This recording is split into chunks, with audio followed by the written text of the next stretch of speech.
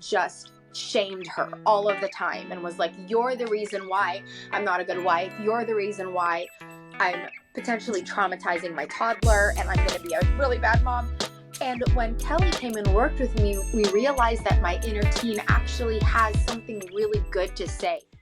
Hello, and welcome to the Healthy Adult Podcast. I am so excited today. My guest is an alumni of Pivot. Her name is Nika, and would really like to welcome you today. My name is Lori Jean Glass. I am the CEO and founder of Pivot. And Nika, welcome. Thank you so much, Lori Jean. I'm so excited to be talking to you right now. Yeah, this is the first time that we are meeting. True. Yeah, Nika worked with one of our coaches, Kelly, who is just super bad, A double S. Yes. And just a pivot ninja, right? She's amazing. And I call her my Mr. Miyagi. I love it. She is. That's great. That's great. We're going to have fun with that. Thanks for sharing. You're welcome. Yeah. But I know that you came to Pivot. Well, actually, tell us, why did you and how did you come to find Pivot? So my best friend and sister, Kate, introduced me to you guys, and did she buy me the book? She might have lended me her Pivot book. And I honestly, Lori, The hashtag Healthy Adult? Hashtag Healthy Adult. And confession, I haven't read past chapter 1 because I kept reading it over and over and over and over again.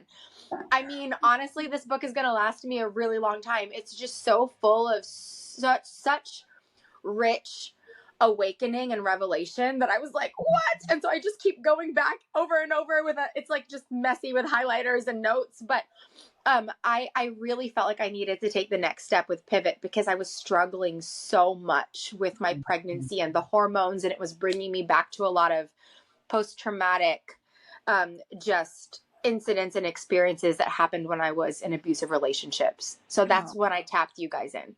Yeah. Oh, I'm so glad you found us. Yeah. And you worked through the curriculum with Kelly, right? Yes. We're still working through it. We flew her out here. She worked with us in person for 3 days because it was quite a emergency situation. Honestly, you guys were like I prayed and I was like, God, this is like, I said a little prayer before Kelly came and I said, this is my last hope. It felt like, because I tried everything. I'd been in therapy for so many years and it just wasn't permeating. And it just wasn't something that was sticking. And when I read your book and I was like, you kept talking about your inner child, your little girl. And I was like, I think my little girl is I think we have things to explore. And so it worked. And I still speak to my coach every week. I spoke to her the week before, the week I was in labor, and the week after labor, because I had stuff I wanted to talk about. So I'm really committed to this indefinitely. Oh, I love that. So you were pregnant and you were really searching and looking to help understand some of this flood of feelings and emotions that were coming up, right? Right. Is that the right way to summarize it? Exactly. Yeah. Exactly. Oh, that's so. Coming up that I needed to help regulate myself, and I needed the tools. Right.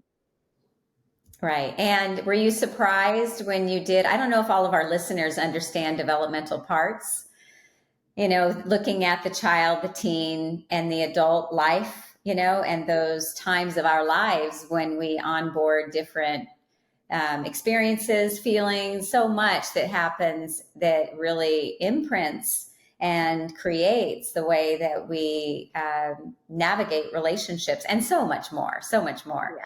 But I think in your case, and for the sake of our call today, really talking about, I know when talking with Kelly, she's like, you got to talk to Nika because I think it's important for you to understand like how important it was. She came to us to work on her inner child, and we did a lot of work on her inner teen. Yes. And that aha. So why don't you tell us a little bit about what was it like to be introduced to your parts? Oh my goodness. I think the most surprising one for me was my inner teen. And I called her my protector because for 6 years it was three different men, really abusive relationships, all the way from verbal abuse, emotional abuse. And then the last one was really physical and sexual abuse. Mm-hmm. And I didn't even know that you could be sexually abused in a relationship where he was your boyfriend. I thought this is just what it is. I thought it was just normal. And the thing that really freed me when we began to tap into that inner teen was all of these years, because the abuse stopped when I was about 24. I had demonized and really villainized this teen and was constantly, my adult, not healthy adult, but my adult was constantly like, get it together. What's wrong with you? And my inner teen was like, I don't know. I'm going to start a fire. I'm really mad. Yeah. And so it was just, I didn't understand her. I'm going to refer to my inner teen as my protector. I didn't understand my protector, so I just shamed her all of the time and was like, you're the reason why I'm not a good wife. You're the reason why I'm potentially traumatizing my toddler and I'm going to be a really bad mom. And when Kelly came and worked with me, we realized that my inner teen actually has something really good to say, that at her core, she was really a fighter, because I kind of, in the span of my abusive relationship, the last one that was really bad, I turned into like Jennifer Lopez from the movie Enough. And I tried to like fight back and I tried to protect myself. But at the core, my protector, my teen, is an advocate. And she loves justice and she loves what's right. And so when I began to ask in those heated trauma moments, protector, what is it that you actually want to say? As the healthy adult, as the healthy adult, I want to hear what you have to say. 10 times out of 10, it was like, I just want to be understood.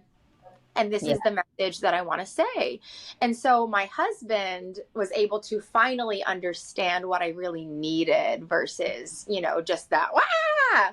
And so that was really incredible. Another thing I would say that was completely game changing for me and has changed my life is regarding the protector.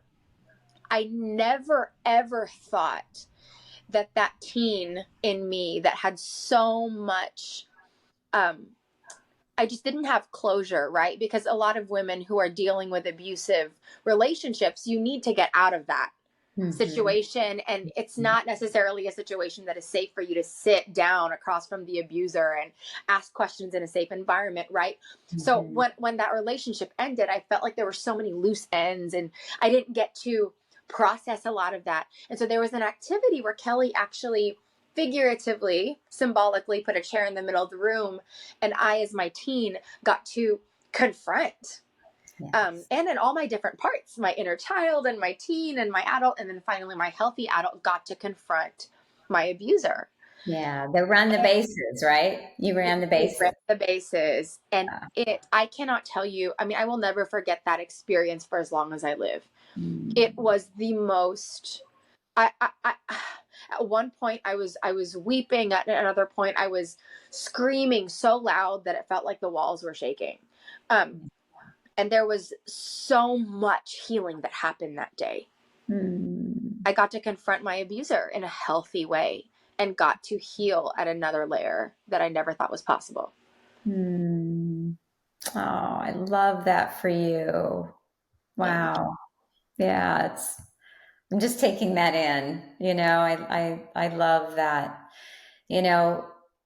We do a lot of that work, with people. Running the bases is an exercise that we use at Pivot in our 5-day or our personalized pivots. And, people just find it so illuminating. And it's really a great way to eliminate a lot of that shame, which is what you were describing, really shaming your inner teen for not doing it right, not getting it right, and just to be able to release all of that and get it up and out is so beautiful. And, we have a lot of people that come, with the abuse storyline. And, as you were talking to me, I was thinking about, before I did my personal development work, I was the abuser emotionally to other people. And I never knew it because I had so much trauma as a child that I would take people hostage in relationships to give me everything that I didn't have. So my expectations were unrealistic. I mean, it's kind of hard for me to admit that, but it wasn't like I didn't physically abuse people or outwardly intentionally emotionally abuse them, but my intensity, my stage 5 Klingon, my you can't leave me, you have to tell me everything, where are you going, who are you talking to, what did she say, what did she do? I mean, basically traumatizing people to stabilize my inner child who was abandoned as a child. And then, like you, my teen would come out just with all this fire, because that was when, my mom left, committed suicide, and I turned into a fighter. And so I love your explanation of it. And I just wanted to say for our listeners that, I think we're all a little bit afraid of the word abuse. And I know for me, when I finally got to see what I was actually doing in a relationship, it freed me because I could finally understand why. There's so much shame being a stage 5 Klingon. Like, why do I call somebody 38 times in a row? Like, what is that? And I'm so glad that on the other side, you were able to see that you could help your parts and self. Well, when I read your book, Lori Jean, when I read #HealthyAdult, that was one of the first just awakenings that I had that, maybe I can ask for help, because I had been in the abuse cycle for so long that I also became the abuser. So when you say that, and I read that in your book, what happened to you, I said, oh, wait, so I'm not a monster. Like, this is something psychological and deeper happening here. Okay, maybe I can ask for help. On my honeymoon night, I'll never forget, my husband, who is almost always in his healthy adult, said to me, because I was picking a fight with him on our honeymoon night, because it freaked me out. I was like, oh no, I can't get out. And my number one fear was looking like a fool, trusting a man and giving him all that trust, and then him switching into an abuser. And so I freaked out on the fear of him. He didn't switch, but the fear of him. In 10 years, he has not really, he's not perfect, but he's never switched. He's very consistent and very in his healthy adult. And I was trying to pick a fight to try to look for the kink in the armor, right? I was like, because in my head I said, if I can at least see it coming, I won't be a fool. And it was toxic, but that's where I was, honestly. And so I was not probably cognitive, right? You weren't like saying that to yourself. No. You weren't like, oh, I'm going to investigate right now and figure this out and see where no, you were just doing it, right? No, it wasn't until we started Pivot that I realized that's what I was saying to myself. I mean, we've been really doing some deep dive research into the history of it, right? And so thank God for that finally I understood that all these years later, almost 10 years later. And I said to him, trying to manipulate him because I wanted to have some kind of control, right? And so I said to him, you need me. And I'll never forget, in his healthy adult, my husband said to me, actually, I don't need you. And I said, excuse me? I was like, what are you talking? Of course you need me. And he said, no, I don't need you. And that's actually why I can sit here and listen to you, call me names and say these things, because I know that my worth and my value actually doesn't depend on how you react. So I'm going to sit here and choose to love you and walk with you through this, because I know this isn't actually who you are. And I never understood that until I joined Pivot, because I did not realize that as wonderful as I got a second chance to be with a man like my husband, who is mostly in his healthy adult, I actually don't need him to be fulfilled. God forbid anything happened to him.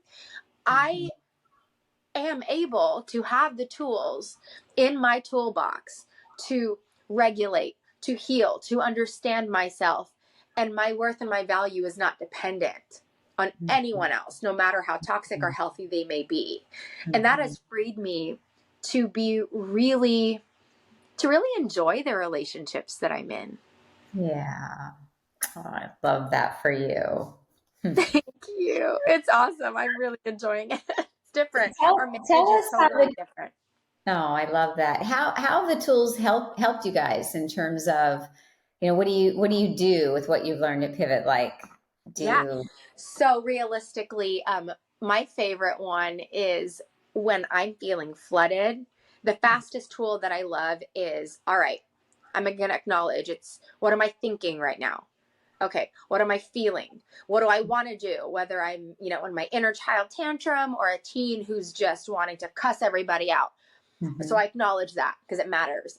Mm-hmm. And then what is my healthy adult going to do? So Right. I love that because I'll say to my husband, babe, I need 10 minutes.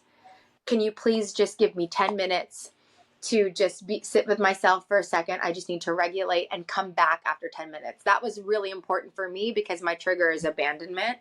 And so he knows, okay, if she says 10 minutes, I will come back in 10 minutes.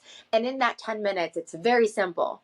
Think, feel, do. What is my healthy adult really need to do, though?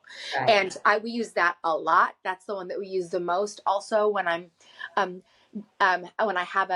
I like to call them a discerning guest come into my home. I don't like to say like I love that.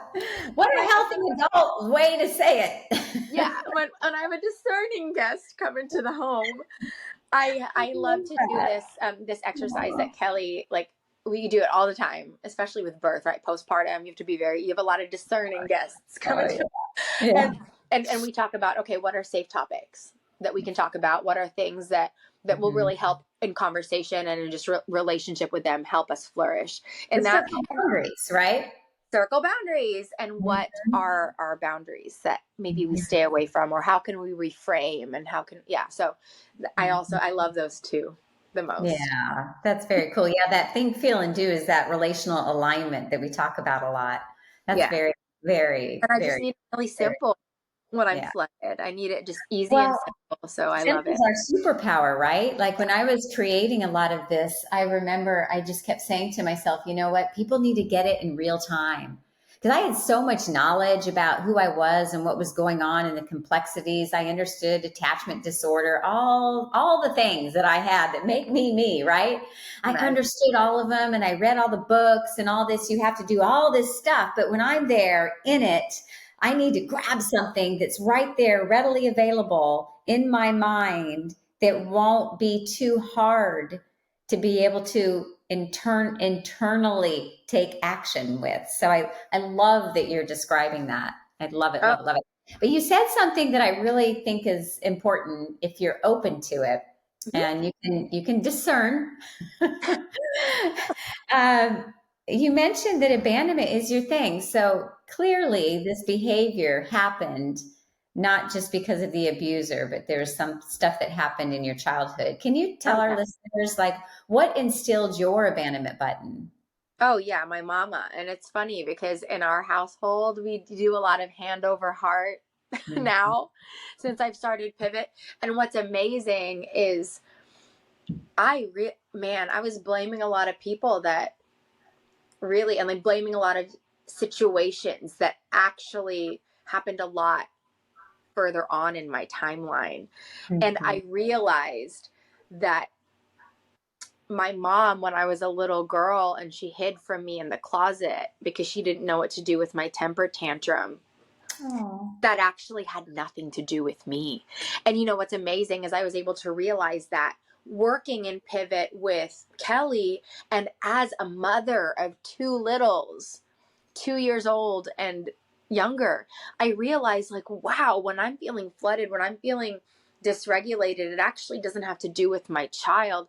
That was really freeing for me because for the longest time, I still, as a teen and as an adult, was still banging on that closet door, so to speak, where my mom was inside, but this time it was an ex-boyfriend, and not meaning like literally banging on a door, but even with my best friend, Kate, I would just text her, 50 times. Why aren't you responding back to me? Are you upset? And that's me as a little girl still banging on the door, feeling abandoned. And it was really healing to be able to release my mother from that, and also realize, and what's beautiful is we recently had conversations, like I would say in the last 2 weeks, where she opened up about where that abandonment in her, or that fear in her started. in her childhood. And what's amazing about Pivot is I really believe that it is a conduit to break generational chains, because me being in Pivot has actually ushered in healthy conversations with my parents who are in the boomer era. And and honestly, I said to Kelly in our last session, Kelly, I never in my lifetime thought I'd be able to have the conversation that I had with my mother. And I actually didn't force it. She, in my own freedom that I have found, felt free and safe to be curious. I love the curiosity that she was able to have. Yeah. And we began conversations that ushered her own healing. So it's healing generations before and healing generations after. So it's beautiful. It's super powerful. Wow. Yeah, I don't know what to say. I'm like tearing up over here. I love that for you. I just, I love that for you. As I lost my mom, and when I hear stories about families getting reconnected like that and being able to find light and love amidst all of the trauma and drama because of things that we just don't understand or happen to us, Mm-hmm. I love that. It really gives me what they say on America's Got Talent. I got goosies. That's right. No, me too. I know. It's really Yeah, powerful. it's really it's something that a lot of people don't really believe that it can ever happen, and you're such a beautiful example that it can. We can repair and restore. We really can, with some relationships that we might feel are so complex we'll never get there. And we can, and it really starts from being able to, for ourselves, be able to self-regulate and come in as a healthy adult and protect our stuff when it wants to come up and just come out, and just really stay connected long enough to then be able to have the deeper conversation. Oh And yeah. Oh it's yeah. really such a beautiful example. I would love to hear a little bit about your how the pregnancy ended up and how the tools help, because you said in the beginning of this that you came to Pivot because you wanted to have this stuff kind of worked out a little bit before you gave birth. Yes, I'd love to share about that. So my husband and I were in the Philippines for 4 years until our first daughter was born, and we were doing advocacy work with women and children who had been rescued from sex trafficking. So we were working really closely with safe houses and building. It's funny because they say those who can't do teach. So really ironically, I was helping build rehabilitation programs for mental health for women who had been rescued from abuse. So I've always been fascinated with the mental health space. But like Yeah, you said, simple is our superpower, because when you're flooded, all of it goes out the window and you're like a yeah. toddler again. So I was really good at helping others, and we were doing that. And I was actually really afraid to have my own children. I masked it with actually saying I don't want my own children, because that felt easier if I said I don't want it anyway. But my first daughter happened as a very happy miracle accident. I mean, but I wasn't prepared, and it happened when the pandemic hit. And so I actually chose to have a home birth, because in the Philippines, you are not allowed to have even a phone in the room when you're giving birth. And I just didn't want to do that by myself because of my past sexual trauma. I needed a place of safety. And so when I had her, it was actually quite traumatic because I didn't have my family. I was in a third world country without any of my family. And then, so abandonment triggers straight away, just firing up. And then secondly, just the hormones were really taking me out. I didn't know how to regulate. So my marriage was suffering and we almost got a divorce. And then the third thing was I had a postpartum hemorrhage 2 weeks later that reminded me of when I was raped when I was 18 years old and was forced against my will to get an abortion. And that really, we had to do a similar procedure to get the blood clots out. And so it just really took me back there. And so this time around, when I was pregnant, all of that fired up again, and a bunch of stuff, a bunch of fears that I didn't realize fired up again. And I just did not know how to regulate. And so that's why I tapped in Pivot.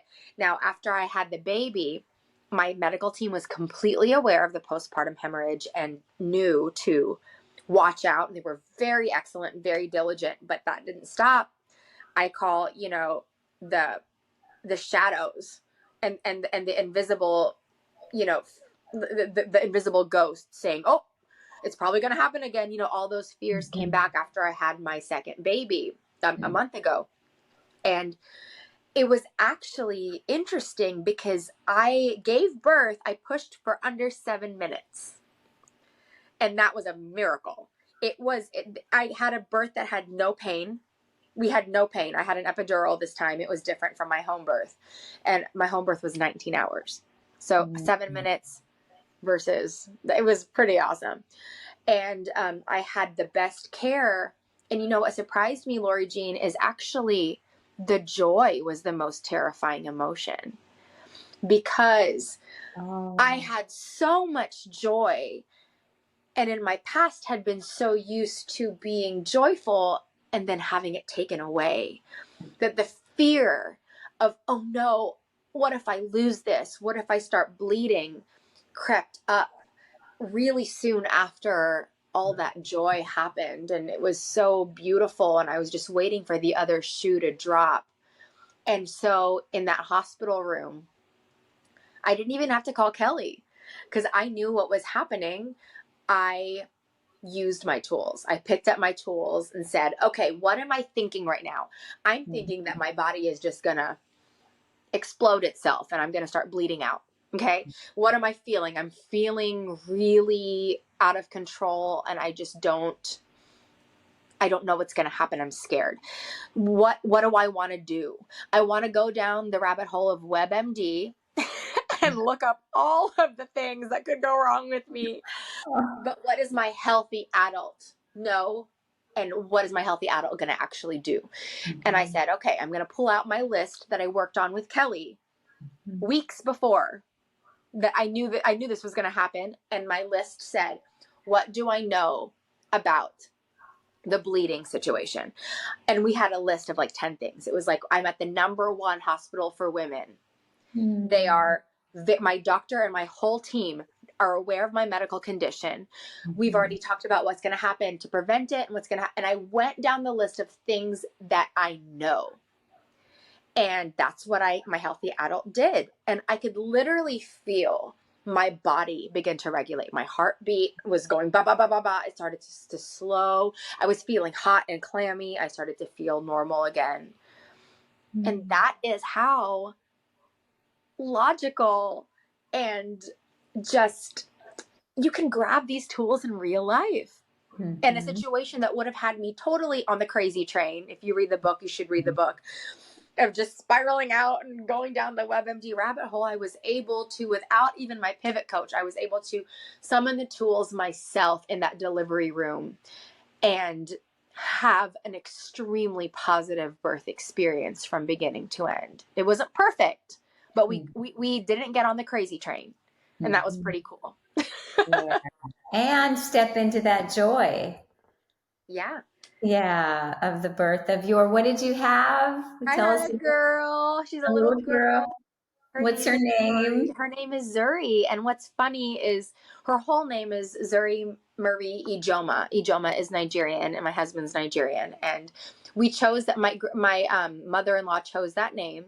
And I always just loved the name Zuri. And we didn't know what it meant until after we researched it. And it means the beautiful child I wished for made a peaceful journey to me. And that's exactly what happened. Isn't that beautiful? We didn't know what it meant. Yes. Wow.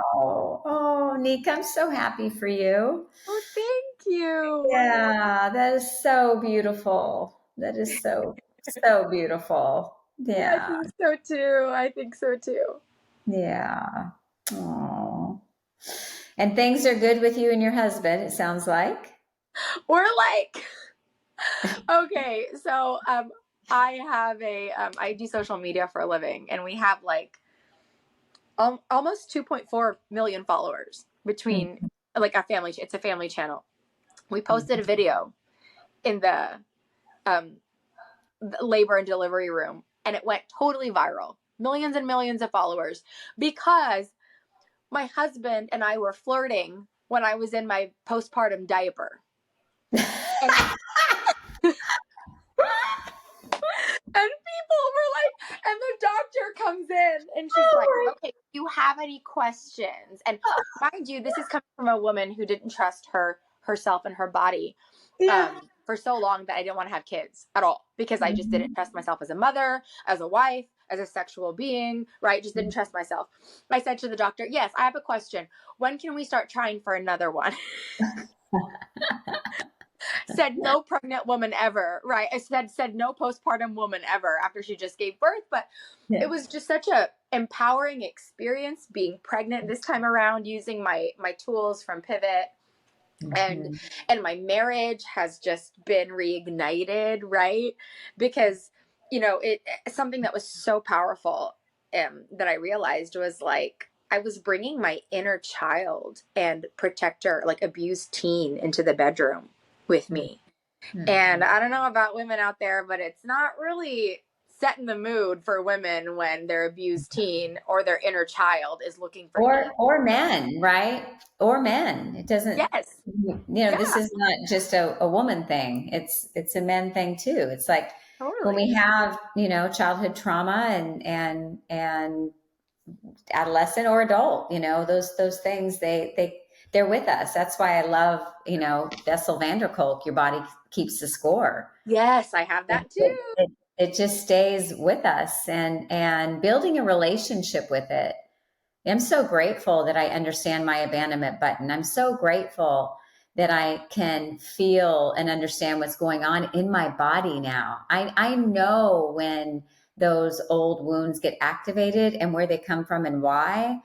I used to run from it or just talk about it over and over and over and over again without getting any kind of tool to use in real time. So I love everything that you're saying, and I'm so happy that Kelly would say where you are. And it's not all, and I love too, just for our listeners, it's not like perfection.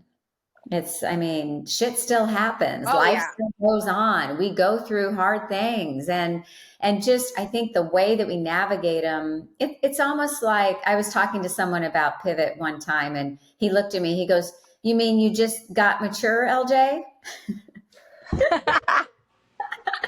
And what I said to him, I don't really want to say on this podcast. But we laughed so hard, I peed my pants. He was right. Yeah, but some of us need that, because when we're not, when our trauma is not treated, we do need to be reparented.